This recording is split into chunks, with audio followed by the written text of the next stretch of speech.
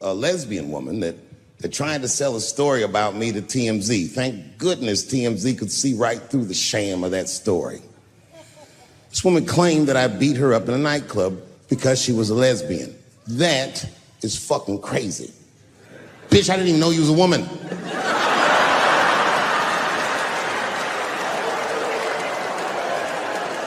Thank God TMZ didn't believe that. Because I did beat the shit out of her, I'm not gonna lie. It was her fault, I had no choice. I came in the club minding my own business, and a woman came up to me, she goes, "Oh my God, Dave Chappelle." And I was just being reciprocally nice. "Hey, miss, how are you?" Blah, blah, blah. But not talk, nothing to it. And all of a sudden, this lesbian fellow stepped between us. "Hey, nigga, that's my girl." I said, yo, my man, back up, like that. She said, "I ain't backing up off shit, nigga, that's my girl." I said, "Bro, you're gonna have to give me 3 feet like this." She said, "Stop calling me a man, motherfucker. I'm a woman." I said, "What?"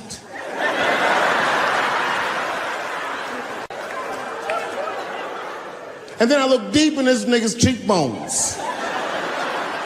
I said, "Oh my God, you are a woman."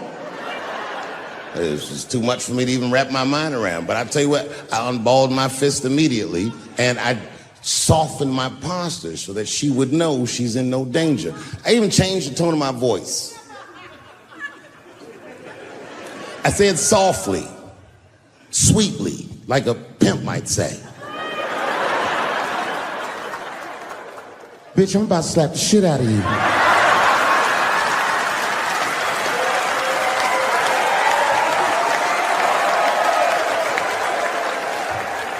I should have done it. Oh, I wish I didn't say that. She dropped that foot back. Boop. She was in a perfect southpaw stance. Her shoulders were angled correctly. Her head movement was good. I said, "Oh no! This bitch boxes for real."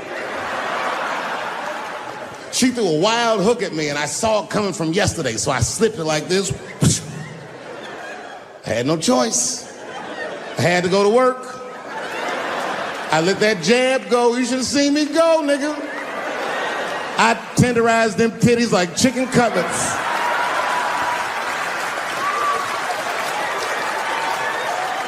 I whooped the toxic masculinity out of that bitch.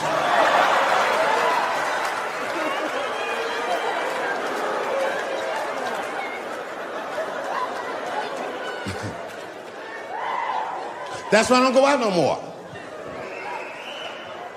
Just trying to chill. I'm just trying to live a peaceful life. That's why I live in Ohio. You know, I live in a little town in Ohio. It must be like 3,700 people. Small hippie town. Culturally, it might feel like Ann Arbor to you. You know what I mean? Just a bunch of hippies and shit like that. And niggas always ask me, like, "Dave, why you live in that hippie town?" And I'd be embarrassed to tell them the truth. But you know why I live there? Because Yellow Springs, Ohio, has the most beautiful women in the world. And a lot of people might disagree with me, but you gotta see them for yourself. They're gorgeous. But it all depends on what you're into, you know what I mean? I like white bitches with dirty feet.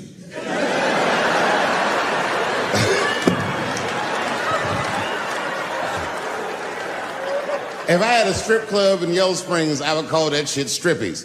All naked hippies all the time. And I'd only hire girls with long titties and long vagina hair that looks like they slept on it. And I would keep a pile of dirt right next to the stage. I come like, "Bitch, get your feet in that dirt and get up there and give those people what they came to see. Chalk up, bitch."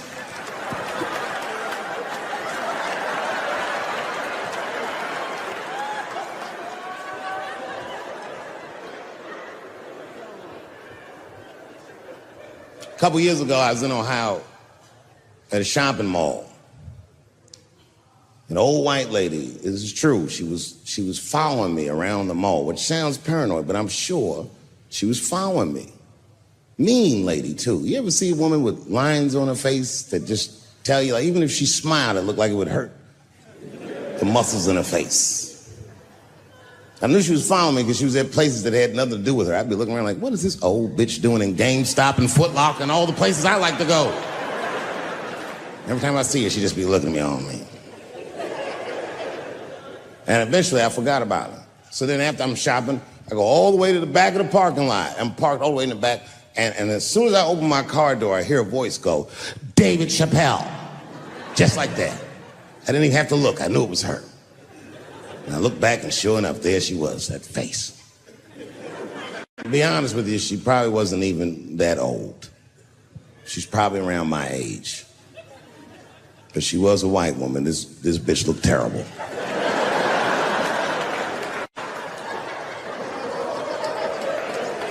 Going all the way. I kept my cool. I was nice. I said, hello, miss.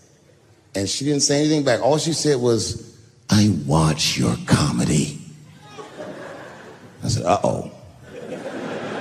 And then she says, it's true, she goes, it sounds to me like you hate women. I said, well, you know what, miss? It's art. And you're free to interpret this art however you'd like. But I can tell you, as the maker of this art, that I don't believe that I feel that way. And she said, well, I think, and I said, shut up, bitch. Shut the fuck up. Before I kill you and put you in the trunk, ain't nobody around here.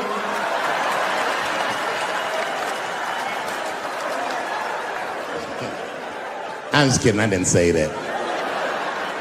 I felt that way, but that's not what I said. I was more clever than that. You know what I said? And this is exactly what I said. I said, miss, before you finish that statement, let me ask you a question. Where'd you see me? Did you buy a ticket to a concert I did? I doubt that. Or maybe you watched one of my specials on Netflix. Or did I follow you to your car and do my act? She said, what? I said, keep it in the comment section, bitch. This is real life. Ta-ta.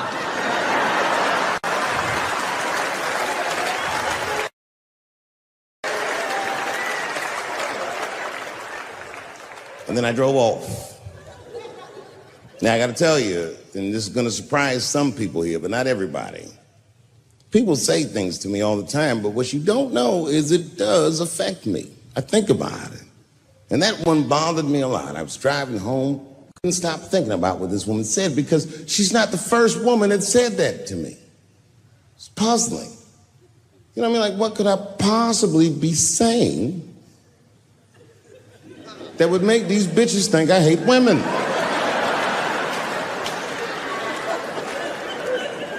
Couldn't figure it out. So you know what I did? I Googled the dictionary definition of a feminist just to make sure I was talking about the right thing.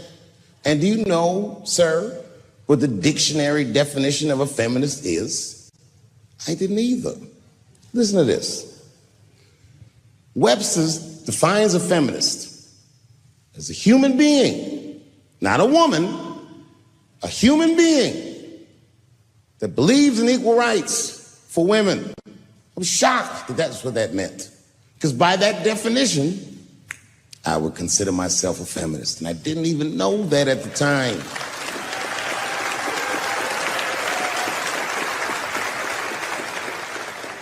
All these years, I thought it meant frumpy dyke.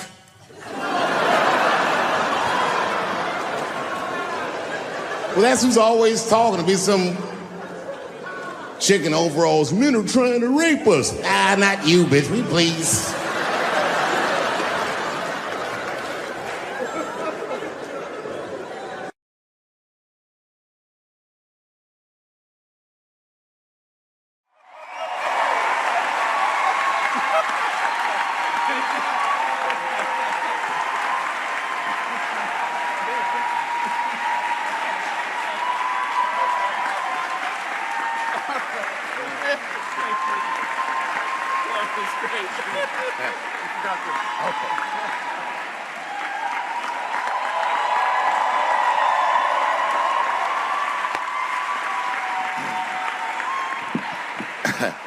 Man, I gotta tell you, when I was sitting here watching what all the other honorees have done with their lives, I started feeling like shit. Like, this is terrible.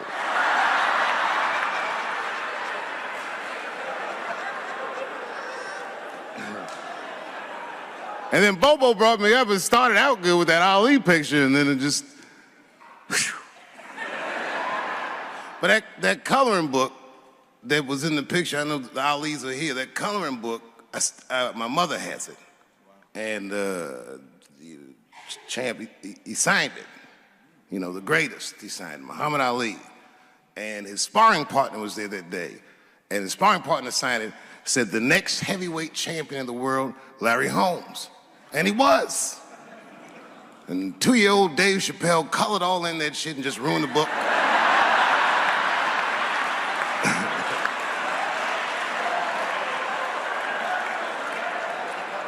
But I remember part of the book that I remember real vividly, because I asked my mother about it when I was a kid. There's a part where there's a picture of Ali throwing his Olympic gold medal into the Ohio River.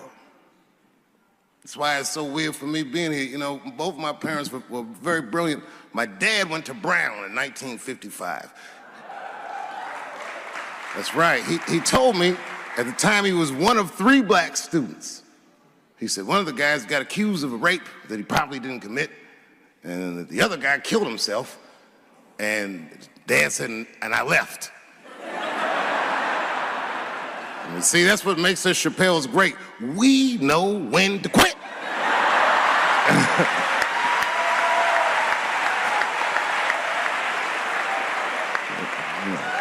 We all just live to fight another day.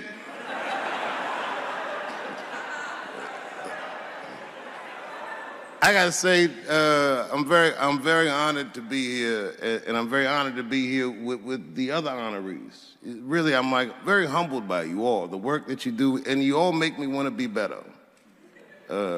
All of you.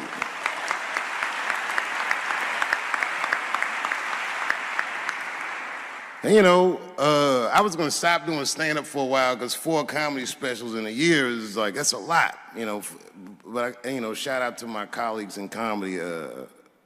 I just want to say that in a way, this for me belongs to my mother primarily, who was an African American studies professor, and a lot of the content that I say, she raised me well. I'm not an uninformed person. But also, you know, my colleagues in comedy, like comedians have been getting beat up pretty bad recently, and we're somehow nowadays expected to speak with the precision of attorneys or politicians. We are not. I always think of James Baldwin. You know, James Baldwin was one of my favorite writers because he managed to tell white people what they feel like to be around.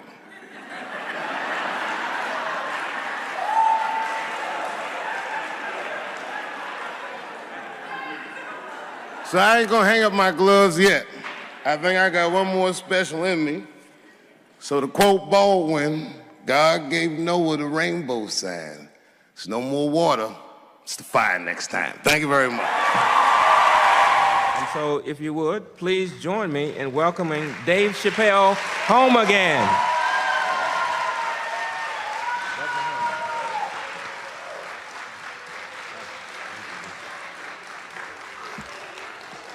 Oh, thank you. You know, I speak for a living, and I'm a little nervous today. I wanted to say thank you, Mr. President, and thank you, Bishop Green, and thank everyone at Allen University for hosting me today, because it feels special, right? When I think of this great-grandfather that I've heard about in my life, but never actually touched his legacy. So it's like the product of his loins coming to meet the product of his work. And it's an important day for me personally. And I know a lot of you guys are students, and I just want to tell you I'm the first person in my family to not go to college. And as the president has told you, I've done outstanding in spite of that.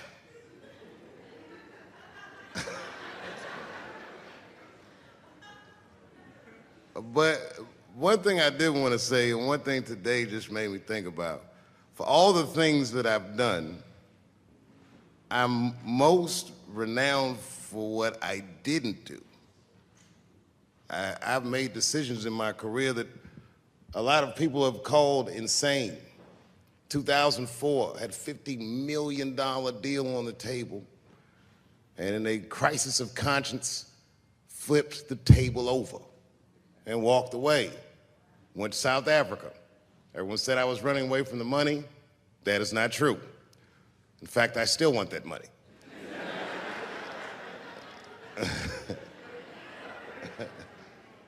The idea that I wanted to just share with you guys is the idea that sometimes you do what you think is best, whether anybody understands it or not. I heard a story about my father where someone told me he used to do statistics for a company in D.C. The company he did statistics for started doing business with the South African government, so he quit his job. It's caused a lot of problems between him and his wife. It's hard for a man when he can't provide for his family the way he wants to, and he suffered through it. And a generation later, when I had my crisis of conscience, I was able to go to a free South Africa and get away from the heat. This idea that what you do in your lifetime informs the generations that comes after you is something I keep thinking about, something that is so much bigger than just ourselves. And today I'm standing in front of you guys, and I know you guys are like, oh, I know you're bored. But I see family of mine in the front row some who I've never met, and I just realize how all of us are connected. That my great-grandfather built something more substantial than buildings. He built a community, and he built, more importantly than a community, he built a way. You know, so I'm very grateful. Very grateful. Hello, police. I just saw him saying, you know what I mean? He's standing over like, so this is what black people talk about.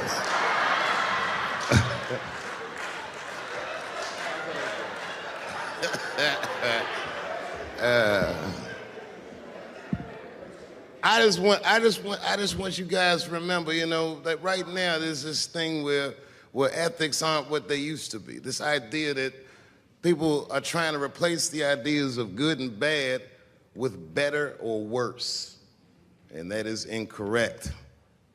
You gotta keep your ethics intact because good and bad is a compass that helps you find the way. And a person that only does what's better or worse is the easiest type of person to control. They are a mouse in a maze that just finds the cheese. But the one who knows about good and bad will realize that he's in a maze. So, that being said, I just hope that all of you guys transcend whatever you see as your obstacles, and that you live outstanding lives, and that you stay connected to your communities because you have so much power there, and that you grow your communities and you diversify your communities, and that you don't let anybody tell you you can't or to be afraid. It's okay to be afraid because you can't be brave or courageous without fear. The idea of being courageous is that even though you're scared, you just do the right thing anyway. So in 2004, I walked away from $50 million, and in November, I made a deal for $60 million. So,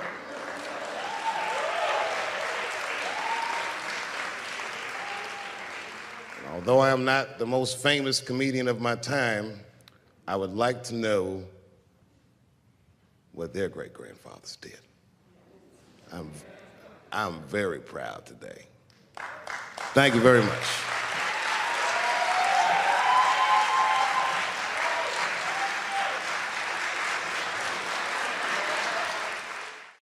Boy, this comes as a complete surprise.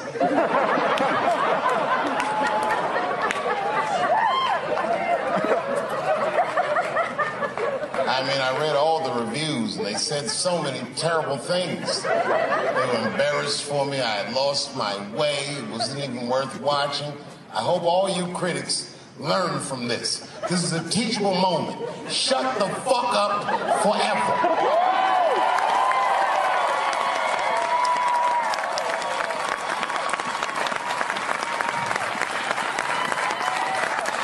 Two in a night. These aren't them. These are the ones I won for the other ones, motherfucker. I would like to thank my editor who was nominated. Unfortunately, he did not win, but I couldn't have been more honored to work with Jeff Urin.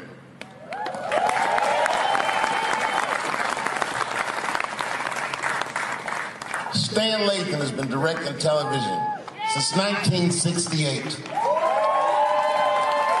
Any show that I watched when I was growing up, he directed it. From Sesame Street to Sanford and Son to Good Times to Everything Black. And finally, you motherfuckers finally gave him an Emmy tonight. He deserves so much more, but I'm glad you came around.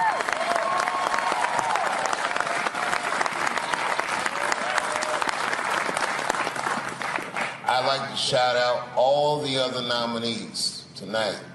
Tiffany Haddish and Patton Oswalt and Hannah Gatsby and Brother Mulaney. You guys are an inspiration to me, and I'm honored to be nominated with you.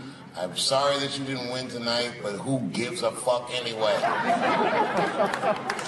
It's a special night because comedy gets to be itself. It's all we've ever wanted.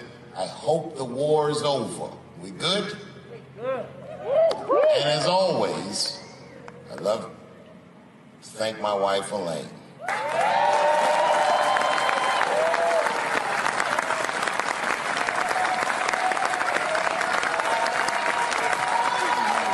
That's right.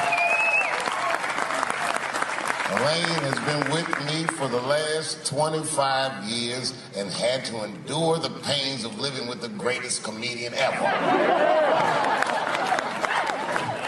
See you on Monday. Thank you very much. Good night.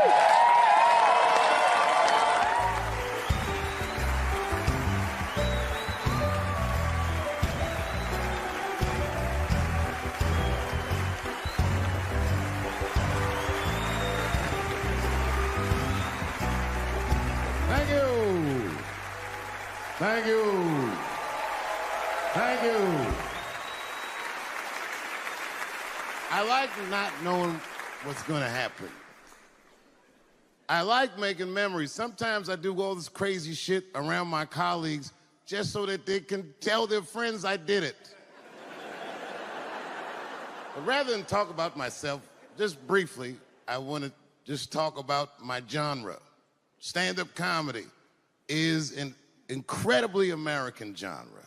I don't think any other country could produce this many comedians. And unbeknownst to many people in this audience, I don't think there's opinion that it exists in this country that is not represented in a comedy club by somebody. Each and every one of you has a champion in the room. We watch you guys fight, but when we're together, we talk it out. I know comics that are very racist, and I watch them on stage, and everyone's laughing, and I'm like, that motherfucker means that shit. Don't get mad at them, don't hate them. We go upstairs and have a beer, and sometimes I even appreciate the artistry that they paint their racist opinions with.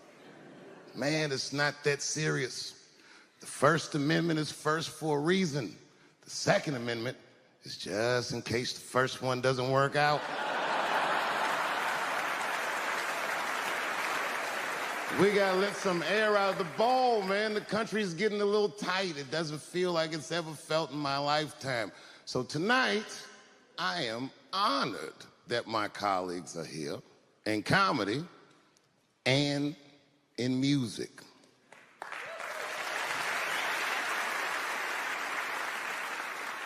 And I want everyone in America right now to look at me. Look at me smoking indoors. I didn't ask anybody, I just did it. What are they gonna do? Kick me out before I get the prize? No, nigga, this is called leverage.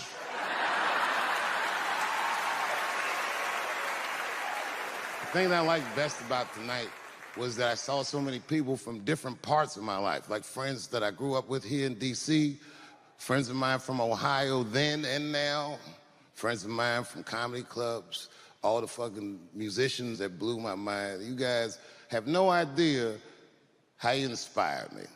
I want to give a special shout out to my OG, Tony Woods. Miles Davis has a quote. It's one of my favorite. Miles Davis said so much cool shit, but one of the things he said I always loved, he said, it took me years to learn how to play like myself. You know, he would watch other musicians and he would try to play like Dizzy or Bird or all the guys who were great. Tony Woods was my Dizzy and Bird if I was a Miles. I was trying to play like you. You were the first person I ever saw do it absolutely right. You were fearless and you told the truth. There's something so true about this genre, when done correctly, that I will fight anybody that gets a true practitioner of this art form's way, because I know you're wrong. This is the truth, and you are obstructing it. I'm not talking about the content, I'm talking about the art form. Do you understand? Do we have an agreement? And what I really wanted to say tonight, and I'm glad I get the platform to do it, I'm gay. I am gay, and I can't wait to see what this does for my career, being gay like this.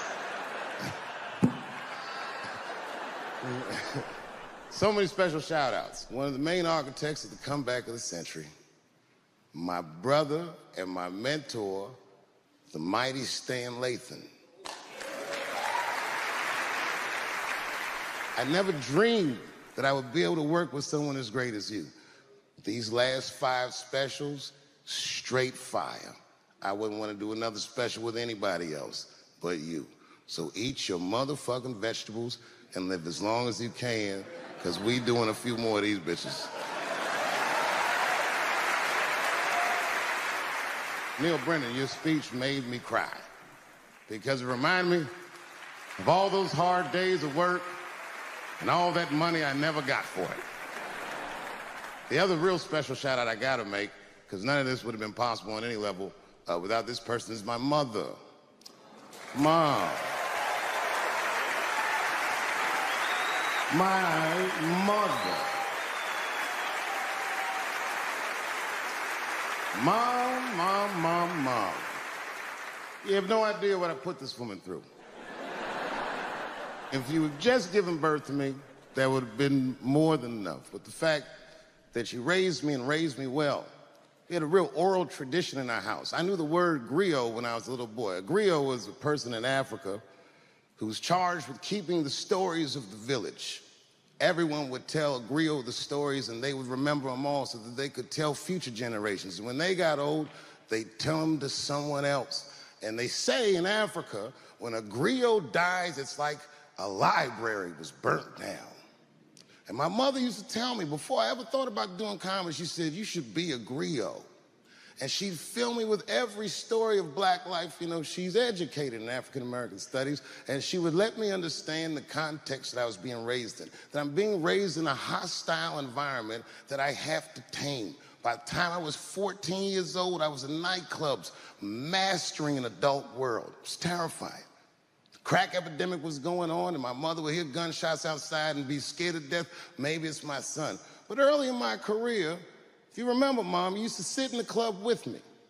She'd do a full day of work. You'd be back there falling asleep, just waiting for me to go on. She would watch my show every night. Do you know how long that car ride is home?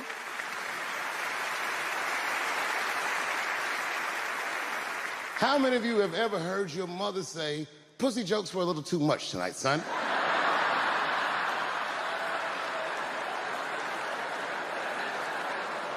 I was a soft kid.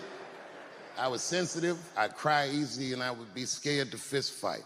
And my mother used to tell me this thing, I don't even know if you remember, but you said this to me more than once. You said, son, sometimes you have to be a lion so you can be the lamb you really are.